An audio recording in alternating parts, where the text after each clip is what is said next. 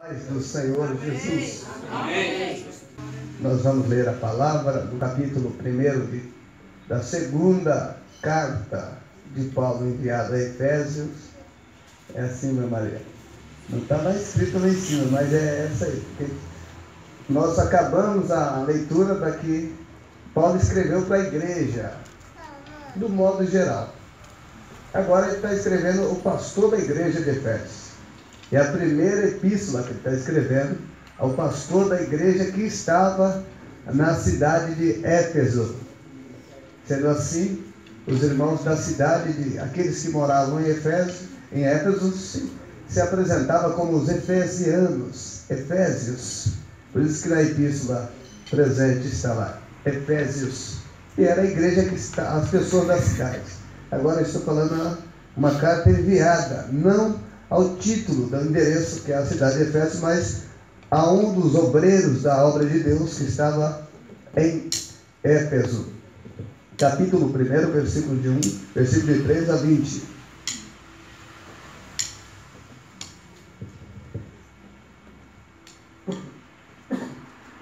Como te roguei, quando partia para a Macedônia, que ficasse em Éfeso, para advertires alguns que não ensinem outra doutrina, nem se ocupem com fábulas, ou com genealogias intermináveis, que antes produzem controvérsia, do que o serviço de Deus na fé. Ora, o intuito deste mandamento é o amor, que procede de um coração puro, uma boa consciência, uma fé não fingida. Alguns se desviaram dessas coisas e se entregaram em discussão. Querem ser mestres da lei, mas não entendem nem o que dizem, nem o que com tanta confiança afirmam. Sabemos, porém, que a lei é boa, se alguém dela usa legitimamente, tendo em vista que a lei não foi feita para o justo, mas para os transgressores e rebeldes, os irreverentes, os pecadores, os ímpios e profanos, para os parricidas, matricidas e homicidas, para os devassos, os sodomitas, os roubadores de homem, os mentirosos, os que juram falsamente e para o que for contrário à sã doutrina, conforme o evangelho da glória do Deus bendito, o qual me foi confiado. Segunda parte, versículo 12.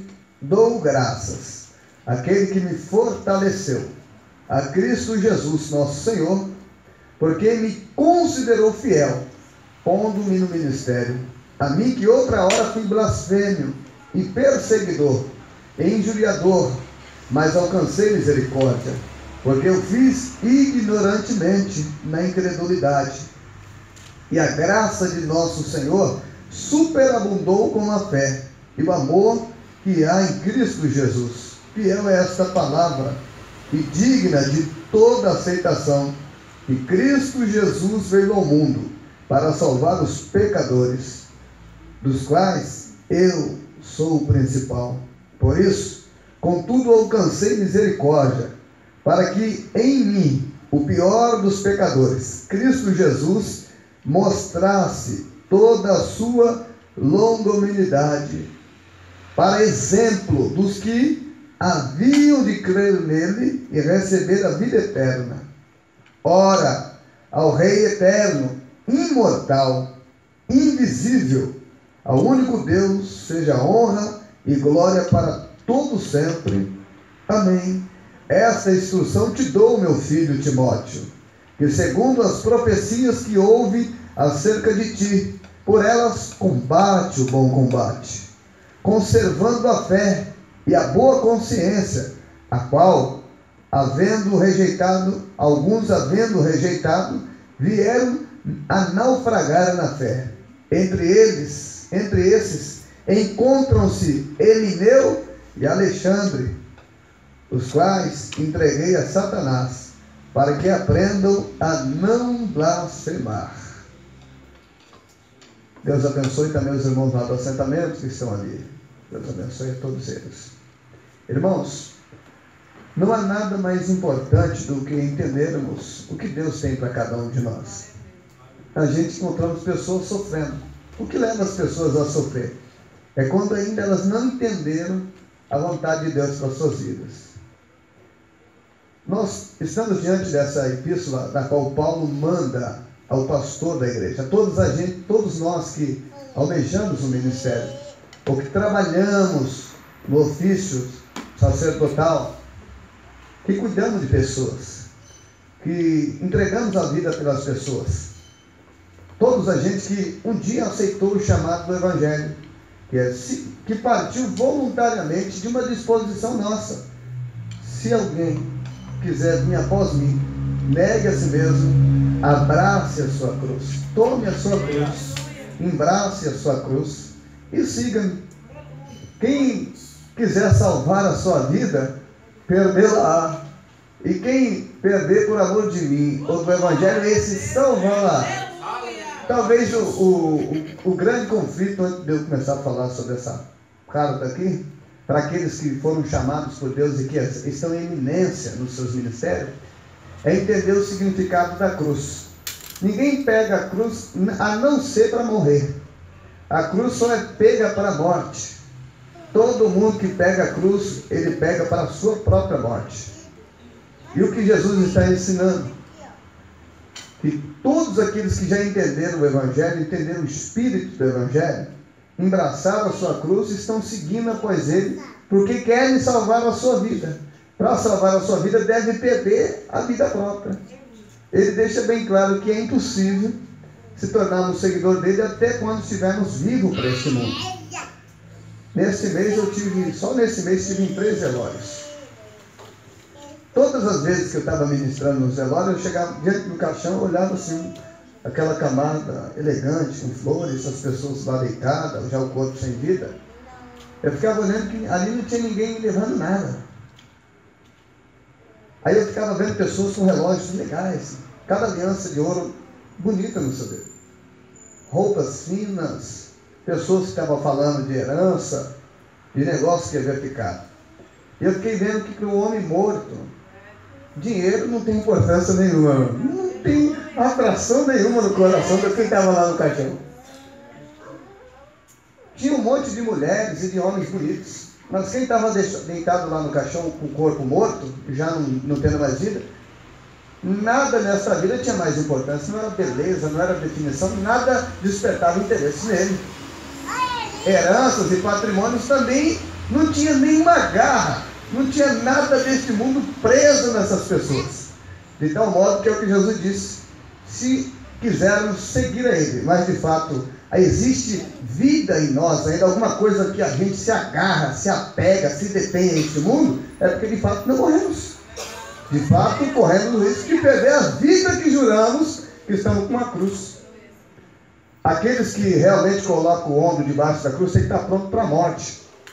Só pega a cruz para morrer. É isso que Jesus deixa bem claro: peguei a cruz e vou morrer nela.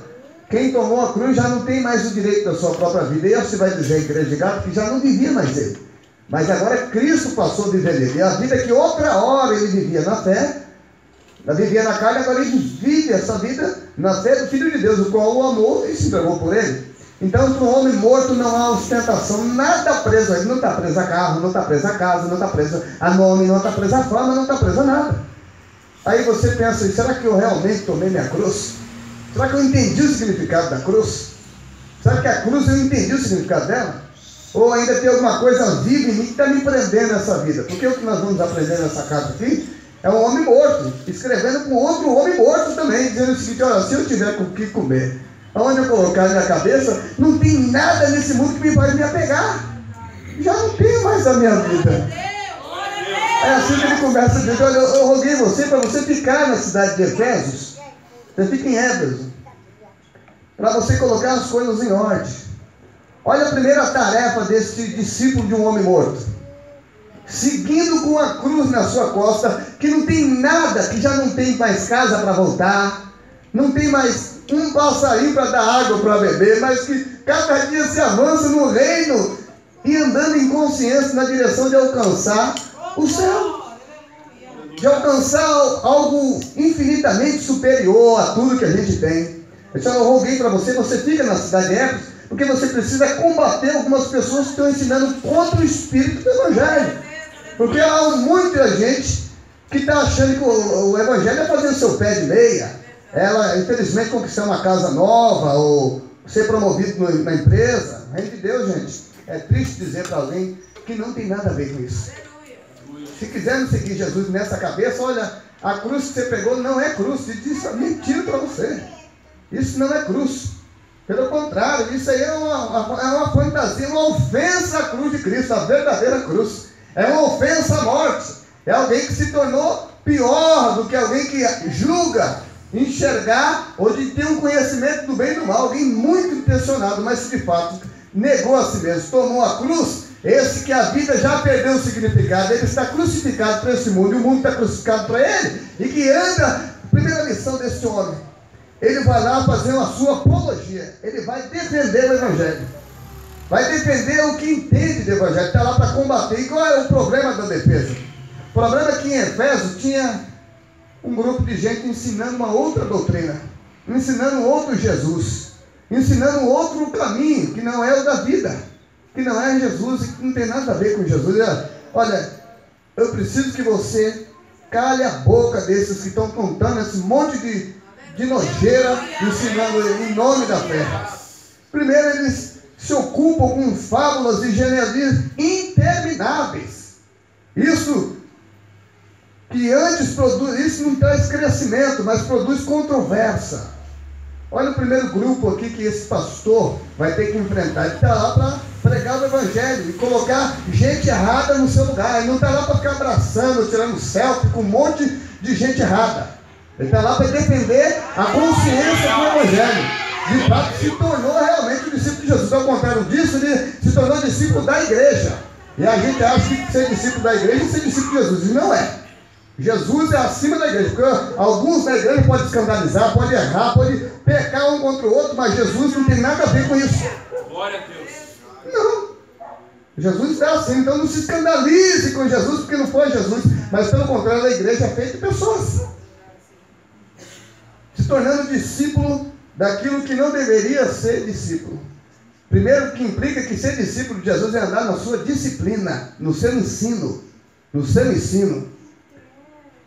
Isso faz com que na igreja tinha um grupo que ensinava as fábulas, histórias antigas judaicas e genealogia. Essa genealogia tem nome, que é aqueles que traz a linhagem completa de todos os filhos e filhas de Adão e Eva. E que era assunto interminável. Olha, era nome que você não tem noção. Até quando se lê um livro desse, não tem noção de quanta gente você descobre que Adão teve filho. Aí você está informado de tanta história. Você fala, será que eu acredito mesmo nisso? Imagina entrar por um caminho desse. Ou imagina nessa questão aqui no século como hoje, uma genealogia interminável, você fazer segmento dos mormons. E você passar a batizar pessoas que já morreram há 400 anos atrás, 500 anos atrás, porque você puxou a história e descobriu lá na história que tem alguém na sua família que morreu e não aceitou a religião. Aí o cara vai lá e batiza o que morreu há 400 anos atrás. Acontecendo nos dias de hoje. Fábulas e genealogias intermináveis, que elas não produzem crescimento na fé, mas elas produzem controvérsia. É assunto que não acaba nunca, é assunto que não se fecha nunca. É uma doutrina que não tem fim. É um negócio que não tem sentido, não tem nexo e não acaba. Era isso que estava sendo ensinado lá. E foi para isso que esse pastor estava lá, para defender a consciência daqueles que genuinamente, inocentemente precisam caminhar no Evangelho, mas tem um monte de perturbadores vendendo um monte de mentira em nome do Evangelho. Mas só que alguns deles lá que são tão dotados de uma idiotice que não tem como medir, calcular, que qualquer conversa eles comem. Sai seguindo qualquer hora, toda hora acredita em alguma coisa. Quem gritou melhor e quem fez uma posição mais bonita, ele sai seguindo. Imagina viver numa cidade dessa. Diria ele, como ele disse aos gatos, com razão você vai sofrer se você seguir isso aí. Com razão. Ora, ele fala, antes de tudo, o propósito desse ensino é de um coração puro. Versículo de número 5. Qual o propósito dessa carta? dele escrever esse mandamento. É um coração, um ensino que procede de um coração honesto, puro, de alguém que tem a consciência, seu juízo disciplinado, de uma boa consciência e de uma fé que não está mascarada, que não está pintada, não é que naquela história do cara que vai vender um pardal passando por um papagaio e coloca depois na chuva e a tinta sai. Não, não é uma fé disfarçada de fé, mas que de fato é uma febre e que depois ocasiona a morte. Não. O propósito desse ensino é o coração puro, é aquele que te conhece, que tem o coração limpo pelo Evangelho, que não está trazendo consigo uma segunda intenção, porque há aqueles que ensinam trazendo uma segunda intenção. A intenção não é a edificação da fé, mas é pelo contrário, para tornar a mente das pessoas refém a ele. Refém, a fim de destruir a verdadeira consciência, prejudicar o desenvolvimento da fé. De fato que é importante que todos nós desenvolvamos pelo relacionamento com Jesus um corpo de consciência dentro da gente. A gente precisa saber o que crê. Na outra epístola, quando ele manda a igreja, ele precisa tomar cuidado para não ser levado por qualquer vento de doutrina, qualquer conversa fiada. Alguns se desviaram dessas coisas e entregaram a discussão. Era tão interessante, o assunto era empolgante. Era como na cidade de Efésios, os epicureus que tinha lá. Era a gente ficava o tempo todo torcendo para alguém trazer algum assunto novo, mano. Imagina isso aí, ele está dizendo que está ensinando contra o gnosticismo da época. Era assim que era louvado, mas toda vez que alguém trazia algum outro assunto, é tanto que quando Paulo chega pregando a ressurreição em Atenas, os pessoal não se interessam, a não ser quando ele toca num assunto que eles não tinham ouvido ainda, que era a ressurreição. Ele disse: acerca da ressurreição te ouviremos depois. Mas eles ficavam apreensivos a fim de alguma outra coisa que não tinha ouvido. Todo dia trazendo alguma informação que era empolgante. Importante que esses que desvirtuavam o ensino da igreja, que Timóteo estava lá para colocar a igreja em ordem, eram pessoas que queriam ser mestre da lei. Mestre da lei, se outorgava, se encadeirava no lugar de Moisés, como doutores e mestres da lei. Mas eles não entendiam nem o que diziam.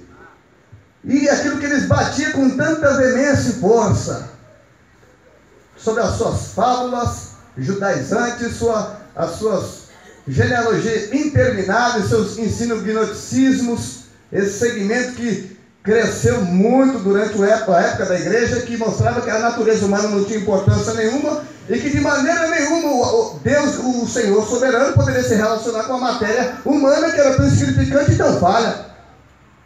Era isso que se ensinava, e através disso se ensinava tantas outras coisas de divindades e mundos, como diz hoje. Olha, aí Paulo vai dizer a Timóteo: olha, Timóteo, a lei é boa, mas só que é o seguinte, olha o mau uso que está sendo feito da lei. E é importante a gente entender aqui, quando ele vai dizer a Timóteo, que de maneira nenhuma a lei está perdendo a sua validade. É importante a gente entender isso. Porque ele vai dizer assim: ó, sabemos porém que a lei é boa, se alguém a usa com dignidade, com legitimidade, tendo em vista que a lei não é feita para o justo, mas para os transgressores. Ele vai dar uma lista de 11 a 12 números de que a lei combate contra essas coisas, todas tratando primeiramente em relacionamento os mandamentos, os 10 mandamentos, aqui está envolto dentro dela, e antes de tudo as partes finais. Ele vai falar da parte do mandamento voltado aos homens. A lei, primeiro, como disse Martinho Lutero, a lei não capacita ninguém para a salvação, mas a lei, ela é o martelo de Deus para quebrar a retidão do homem. O homem, em toda a sua justiça, sua retidão, a lei é estabelecida como um martelo, ele destrói a retidão do homem, para de modo que ele não seja salvo pela própria lei. Porque pelas obras da lei ninguém pode ser salvo, porque a lei é um martelo que esmiuça a retidão dos homens. Já algum outro senador, como John Calvino, ele vai dizer sobre os benefícios da lei, a vantagem de se ter a lei, de usar a lei legitimamente. Primeiro, que a lei não foi dada para os justos, mas para os injustos. De tal modo que Jesus disse que eu não vim destruir a lei. Esse negócio de vocês acharem que eu vim destruir a lei, está errado. Não, eu vim cumpri-la. Ele não veio estabelecer o cerimonialismo da lei. Imagina o que estava sendo ensinado.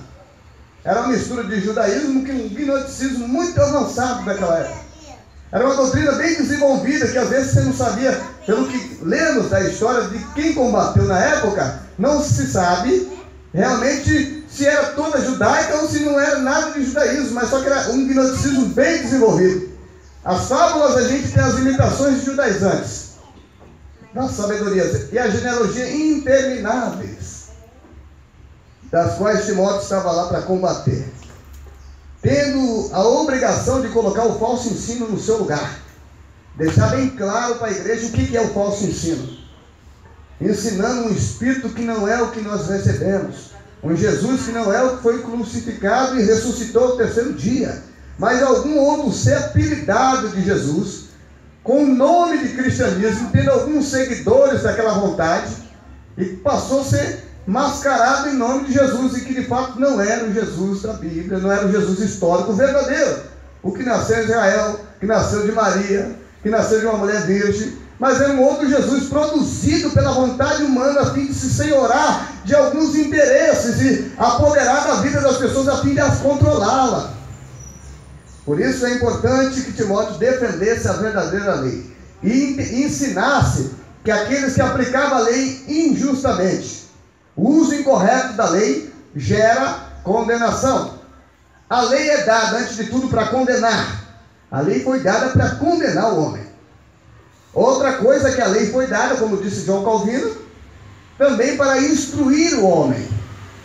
A lei também foi dada para aperfeiçoar o homem, para prevenir de não cometer certos erros, como prevenção. A lei foi dada como punição. A lei foi ensinada na medida da punição, daqueles que transgrediram eram punidos, ensinando também a eles não praticarem os erros, porque se, desde certo modo, a justiça estaria sobre suas cabeças. Agora, depois de ter tratado sobre esse falso ensino, ele vai falar que se existe o uso incorreto da lei, também existe o uso correto da lei. Porque a lei, ela é tanto moral, quanto de uma maneira espiritual. A lei é espiritual. Nós, no caso de Romanos, a lei é espiritual, nós somos carnais. É esse conflito. E o que foi dado para a vida, a gente recebemos como morte. O que é para o nosso bem, entendemos como mal. De maneira que a lei foi dada para o bem do próprio homem. Era isso que Paulo estava dizendo a Timóteo, que ele precisava ensinar. Já partindo por esse campo, ele vai falar o seguinte: olha, agora é o seguinte, depois de entender que precisa combater os falsos ensinos na igreja, de colocar a heresia no seu lugar, esse assunto de buscar a retidão, antes de tudo, que se existir um ensino que não proceder de um coração puro, não produzir uma consciência poderosa em Deus, e uma fé salvadora, uma fé pura, genuína e de Deus, esse ensino está sendo interpretado erradamente pela lei. Mas pelo contrário, se vocês querem receber um exemplo do que a lei pode fazer, a lei pode apresentar o homem diante de Deus. A lei, ela nos instrui acerca do cumprimento da chegada do nosso Senhor Jesus, porquanto tudo que a lei disse, de Jesus disse. E Jesus é o final de toda a lei. Depois disso ele vai dizer: olha, agora eu dou graças a Deus. Por quê? Deus me fortaleceu. Olha Paulo dizendo para Timóteo: olha, Deus me fortaleceu. E ele me considerou fiel. Duas coisas na vida de Paulo: Deus o fortalecia para o seu ministério, o chamado dele como um chamado especial, muito especial, segundo a eleição. Deus o chamou de uma maneira muito especial. E para encarar o ministério como ele tinha, precisava-se de força de Deus. E essa força não era exterior, é uma força interior. Todos nós temos isso de Deus. Recebemos uma força para continuar. Todos que somos ministros do Evangelho, sabe que essa força é Deus que nos dá para continuar combatendo e colocando a nossa vida sempre em defesa daquilo que a gente entende como uma boa consciência, de honestidade, de verdade, do mandamento de Deus em dar continuidade ao ministério que dele recebemos. Porquanto Deus chega a Paulo e diz: olha, quando, e aqui ele vai dar um testemunho da vida dele. Antes de dar esse testemunho, ele vai falar de duas coisas no versículo 12: que Deus o fortalecia e Deus o considerou digno ou fiel, e ainda o colocou no ministério. Deus deu força a ele, Deus achou ele fiel, considerou ele fiel, e ainda o colocou no ministério. A terceira coisa, ainda deu um ministério para ele: a força, a fidelidade E o ministério, tudo isso Deus deu a Paulo. E é isso que ele está dizendo para Timóteo. Ele diz, olha, a mim, deu isso a mim, que outra hora eu fui blasfemo. Olha ali, as coisas das quais ele seguiu fazendo. Fui blasfemo e perseguidor e injuriador. Mas alcancei misericórdia porque fiz ignorantemente na minha incredulidade. Como assim? Este Paulo, que vai dizer assim, a graça do nosso Senhor superabundou com a fé e o amor que há em Cristo. Antes de dizer o seguinte, olha, fiel é esta palavra e digna de toda aceitação, que Cristo Jesus veio ao mundo para salvar os pecadores, dos quais eu sou o principal, ele vai dizer o seguinte, olha, imagina a minha história antes. Ele está dizendo, ensinando o seu menino Timóteo, seu filho Timóteo, dizendo o seguinte, olha, como que Deus, preparando a mente deles para chegar no capítulo de número 2, preparando a mente de Timóteo para chegar no capítulo 2, para eles saberem a importância de orar para aqueles que não querem nada com Deus. Porque a maior parte das pessoas ainda não ora pelas pessoas que estão perseguindo, estão matando. Quantas pessoas estão orando pelo governo? Poucos cristãos entenderam. Nós vamos chegar no capítulo de número 2. Ainda vou resumir o capítulo 2. A importância de entender a oração da igreja. E é por isso que ele vai escrever o capítulo de número 2. Primeiro ele vai dizer, olha, eu era perseguidor. Eu era blasfêmio. Eu era injuriador, insolente. Mas mesmo assim, Deus me fortaleceu. Deus me considerou fiel e ainda me deu o ministério. Deus me colocou no ministério. A mim, que outra hora fui perseguidor, blasfêmio, injuriador. Tudo que ele fazia, Paulo se tornou um perseguidor. Ele perseguia os cristãos, não? Pelas histórias que lemos de Flávio José, ele acabava com as pessoas que ele pegava. Forçava as pessoas a blasfemar contra o Senhor. Está lá, está tudo escrito no livro de Atos dos Apóstolos. Ele forçava as pessoas a blasfemar contra Jesus. Perseguia incansavelmente. Era insolente. O que é isso? Ele é injuriador. Ele tinha prazer em perseguir o povo de Deus. Ele tinha contentamento, tinha satisfação em produzir, fazer pessoas blasfemar o nome de Jesus. De perseguir. Mas mesmo assim, Deus o considerou fiel. Aleluia. Mesmo assim, a força que ele tinha vinha de Deus para continuar pregando o Evangelho. Mesmo assim, ele recebeu uma oportunidade ministerial. Fiel é esta palavra e digna de toda aceitação. Olha o testemunho dele. Que Cristo Jesus veio ao mundo para salvar os pecadores, dos quais eu sou o principal. Por isso, contudo, alcancei misericórdia para que em mim o pior. O termo aqui, irmão, com toda inocência, ele está dizendo eu fui. Eu era. Não tem esse termo aqui, não. Ele está dizendo na palavra presente. O principal dos pecadores. Ele não está dizendo que eu era o pecador, não. Ele está dizendo o principal do pecador. Mesmo assim, alcancei misericórdia. O que Paulo está dizendo aqui?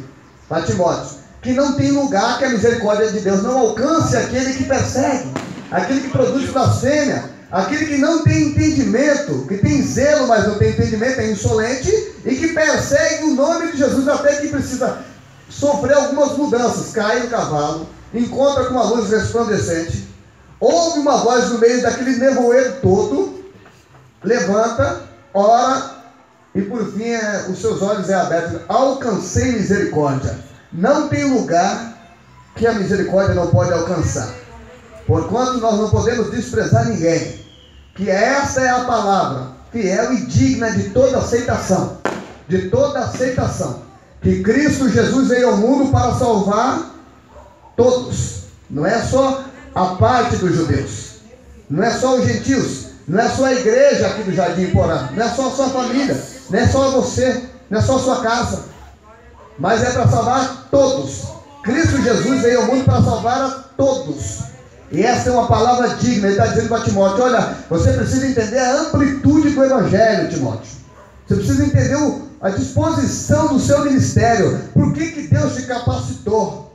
Ora, ao Rei eterno, invisível e imortal, a Ele seja glória, honra, porque Ele te considerou misericordioso, digno de misericórdia. Mas há tantas pessoas que já não se consideram nem dignos de misericórdia, se julgam tão bem quando não é capaz de passar nem diante da lei. Porque a lei, de acordo com como disse Martinho Lutero, a lei é um martelo que quebra a retidão do homem. Para de modo que, como do capítulo 1, 2 e 3, isso aqui está no capítulo 1, 2 e 3 de Romanos, para que não se torne indesculpável. Indesculpável. Só tem um mediador, como está aqui na carta. Não há condição de que nós podemos salvar a nós mesmos. Um homem que já tem a sua vida entregue, que sabe o que é perseguição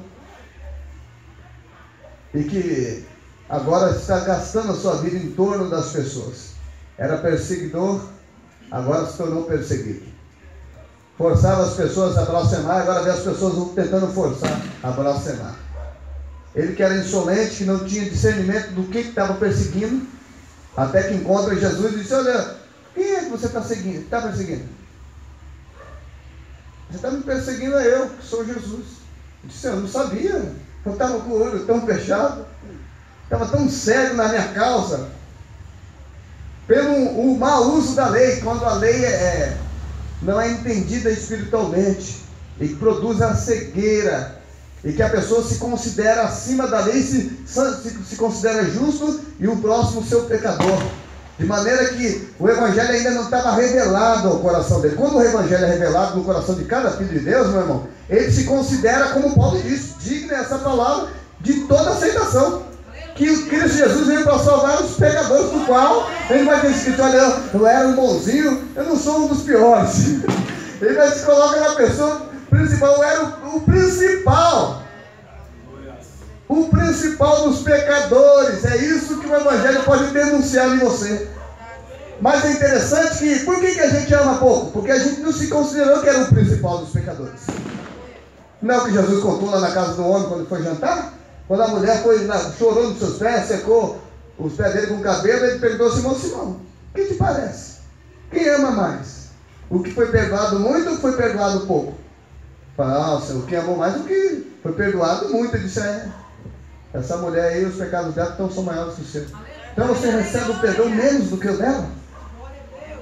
Que tanto é o perdão que recebemos? Esta instrução te dou, meu filho Timóteo. Chamavam de filho.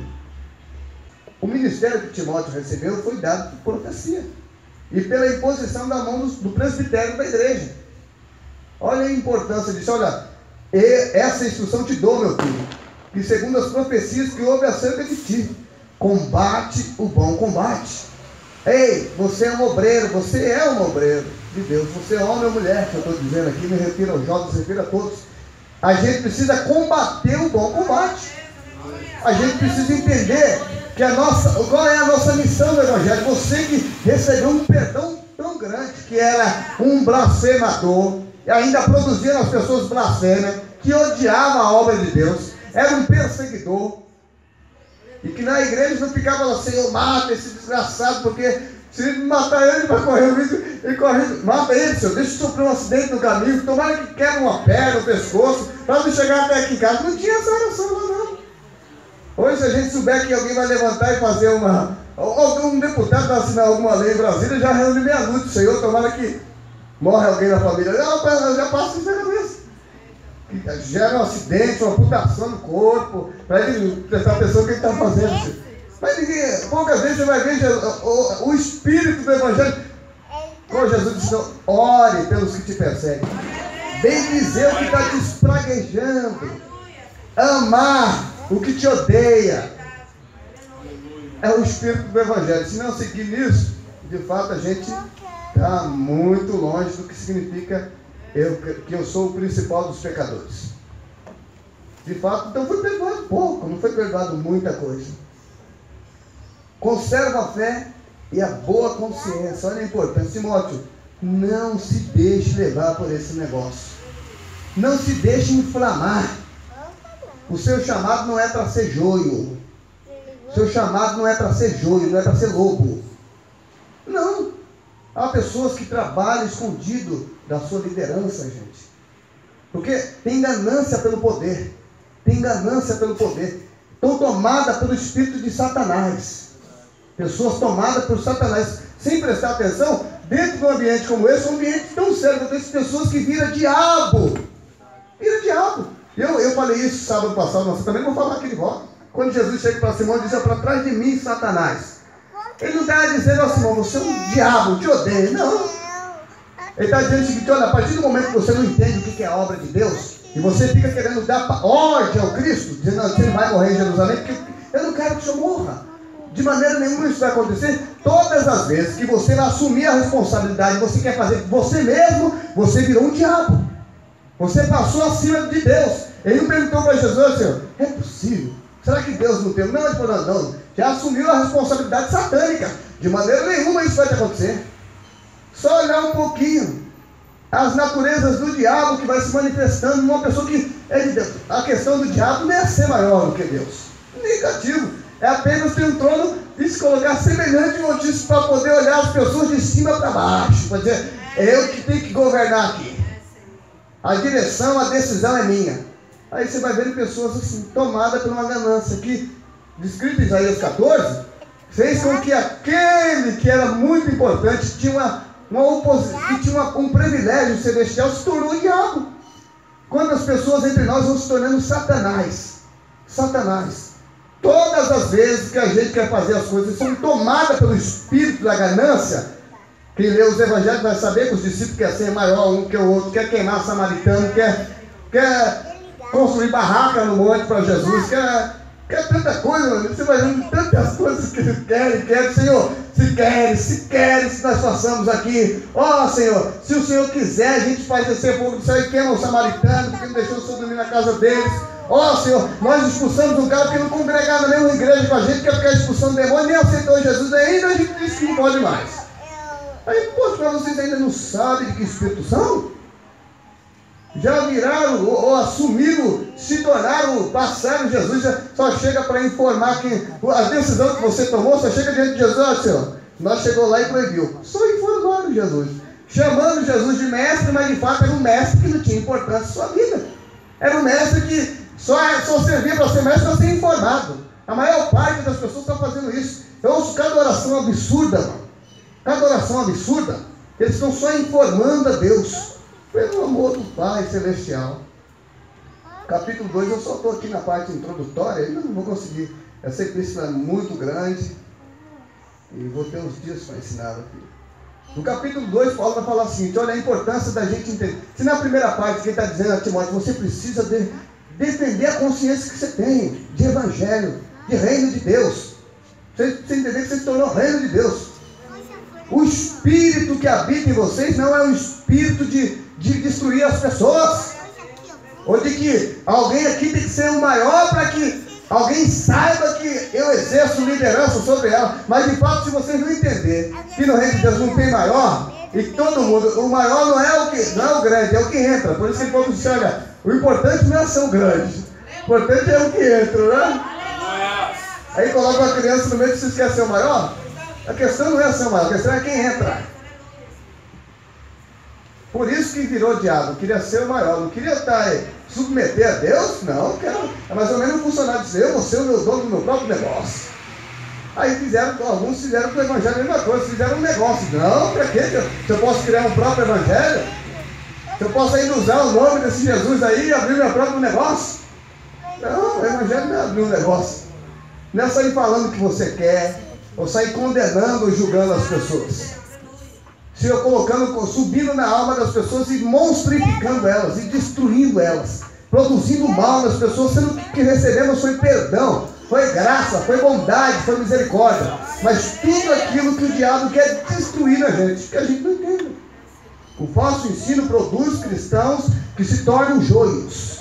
Aí fica semeando, contendo um entre outros. Se torna pessoas dentro de um lar horríveis. Pessoas que se tornaram horríveis dentro do lar, dentro da família, na sociedade. E de fato a luz de Cristo não brilha na sua vida. O que brilha é uma ganância por um senso de grandeza, de superioridade. Superior a todo mundo. De tal maneira que Deus agora só serve para ser informado. Olha, a gente não deixou. Olha, se o Senhor quiser, ainda usa a ousadia de dizer: se o Senhor quiser. Vem de dizer, a vontade de dizer: eu sei que o Senhor está querendo isso. Ele fala: não, a gente decidiu para a gente mesmo. A gente sabe que o senhor tem muita dificuldade e uma lerdeza para tomar certas decisões que teria vantagem para o senhor, e a gente administrou decentemente. A gente sabe o que o senhor está precisando, deixa, mas só se o senhor quiser. Um monte de mentira.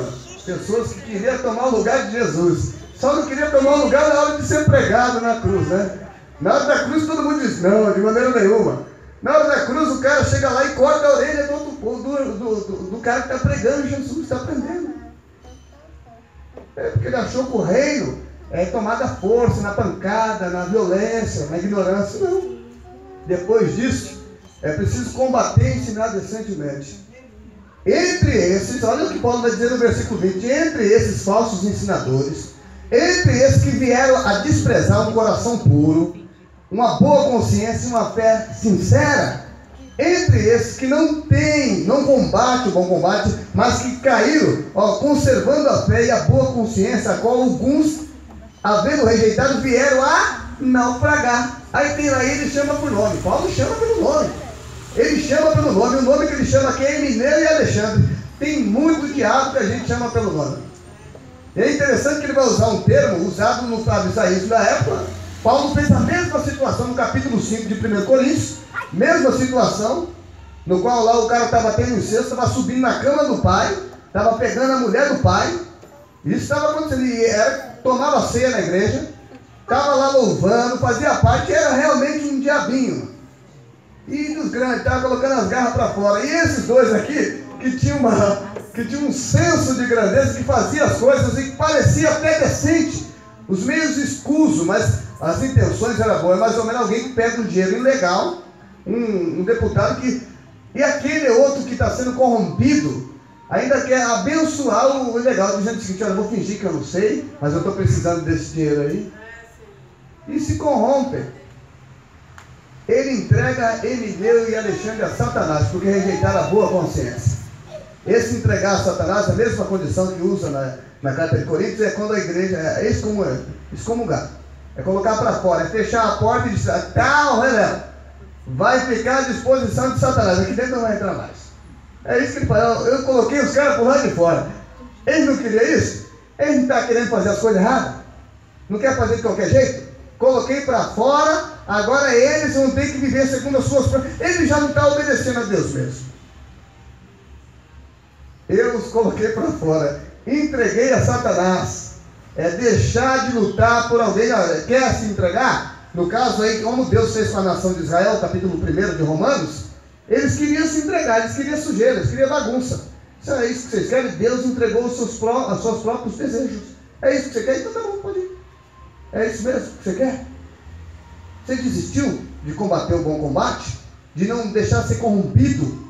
Os caras se corromperam, se entregaram. Quantas pessoas se corrompem? Se corrompem por dinheiro, se corrompem por causa de mulher, se corrompem por causa de posição, se corrompem por causa de negócios, se corrompem por tantas coisas.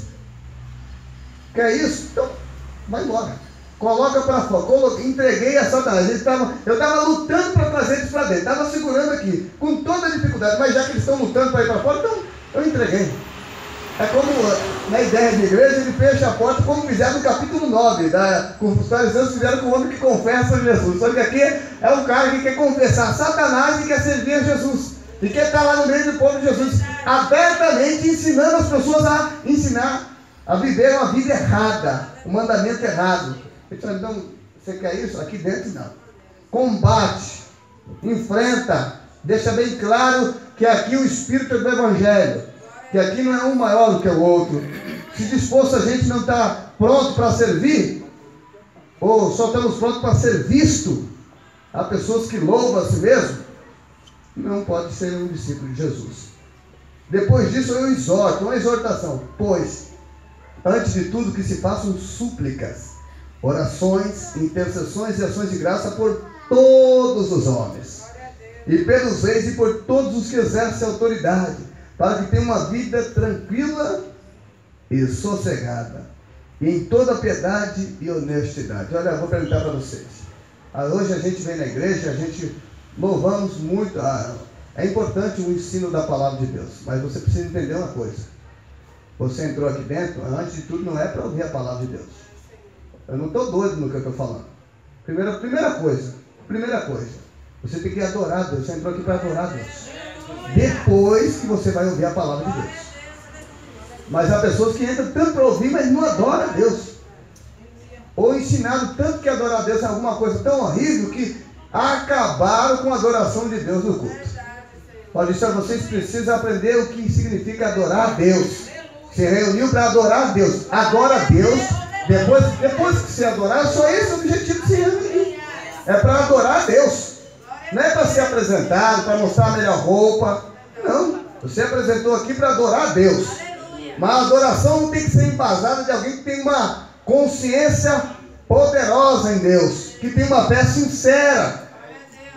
E que procede de um coração puro. Esses que combatem, dizem, olha, eu peço, eu exorto que vocês façam orações, que façam intercessões e que façam súplicas por todos os homens. Aí, você orou por quem hoje aqui? Alguém, por favor, pode me dizer que orou hoje pelo sistema governamental do nosso país, que não é nem tão carrasco que nem nos outros países? Mas a gente esquece que isso aqui é uma palavra de Deus. E quantas pessoas não oram? Só ora só pela sua casa. Só ora pelo seu marido. Ora por um parentezinho que está ali no hospital. Só. Mas ela esqueceu que tem um monte de gente com a cabeça debaixo da guilhotina. E o cara que está escrevendo isso aqui vai ser morto por um desses reis. Um desses imperadores. Ele diz, mas mesmo assim, ore para que eles tenham uma vida tranquila. Não é esse negócio de oração. Senhor, tomara que quando ele se reunir lá em Brasília, aquele negócio caia com aquele estrato de ferro sobre a cabeça e se esmague. Não é essa a oração de hoje. Não é assim que a gente fica pensando, não, eu não vou orar para o cara que, pastor, mas se eu orar para esse cara, ele faz tanto mal para mim. Alguém orou hoje aqui por alguém que está preso e que é um perigo violento no bairro? As pessoas oram assim, por favor, prepara um policial que busca que esse cara tira esse homem do bairro, Senhor, por favor. Ele é um perigo, Senhor, pode matar mais alguém. Mas dificilmente ora, esquecendo do testemunho de Paulo, que era o principal dos pecadores, que era perseguidor. Esse é o homem que está pedindo para orar. Ele está mandando na parte importante do culto. A oração tem que ser não apenas para uma região, uma igreja local, para uma aldeinha. Não! Mas é no campo, amplitude de uma oração do culto. Orar por aqueles que exercem autoridade. Quantas pessoas esquecem disso? Ou vamos seguir o conselho das igrejas de 1560, que apenas fazia essas orações no dia da Santa Ceia e no dia dos batismos. Senhor, por favor, salve o presidente do país. O 3 do capítulo, isso é bom e agradável diante de Deus. Mas como a gente tem dificuldade de entender o que é bom para Deus, parece que não é bom para nós. Se é bom para Deus, por que eu não gosto se eu sou um discípulo dele? Por que eu faço pouco? É impossível alguém gostar de alguém e não gostar dos filhos da pessoa. De fato, olha, eu gosto tanto do pastor Rafael, mas não gosto das filhas dele. Então eu não gosto dele, né? Como é que eu posso gostar de alguém e não gostar dos filhos dele? Como é que alguém pode gostar de Deus e não gostar da criação de Deus? Não orar pela criação de Deus. Uma oração que apenas se restrai dentro da sua casa, dentro do banco. Não deixa que nada no banco desvie o meu dinheiro e que venha com juros, Senhor. Não deixa. Não, essa é oração local, pessoal e miserável. E confinada apenas em mim. Deus deseja que os homens sejam salvos e que venham ao conhecimento da verdade. Por isso que você precisa orar, para ser alcançado todos os continentes. Passamos a ter um compromisso de oração pelas pessoas que estão sendo martirizadas, pela onde o Evangelho não chegou, para onde nós não podemos ir, mas que tantas orações, tantas pessoas que estão hoje, missionários, precisando de força. Deus, aquilo que o Senhor deu, Paulo, você deu força para Paulo. O Senhor o considerou fiel e ainda o colocou no ministério. Dá força para esses homens. Ore pelos nossos, ore pelo país, ore pelo mundo. Não é só pelo Brasil. Não me esqueça. Você entrou aqui, primeiro é para adorar a Deus. Depois você ouve a palavra de Deus. Você adora a Deus. Não é assim que as pessoas que eram curadas por chegavam e adoravam. Nunca dá cura a ele. Ninguém falou isso para Jesus. O cara chegou e o adorou. O leproso desceu no monte e o adorou. E depois de ter o adorado, se o Senhor se quer, pode tornar-me livre. Primeiro, a gente adora e depois faz uma intercessão. Onde é que é adoração? Interceder em favor de si mesmo. E depois pergunta, olha, se o Senhor quer, pode tornar-me. Aí vai ouvir a palavra de Jesus, olha, quer. A palavra de Jesus vem depois da adoração, gente. Que Deus abençoe a todos em nome de Jesus.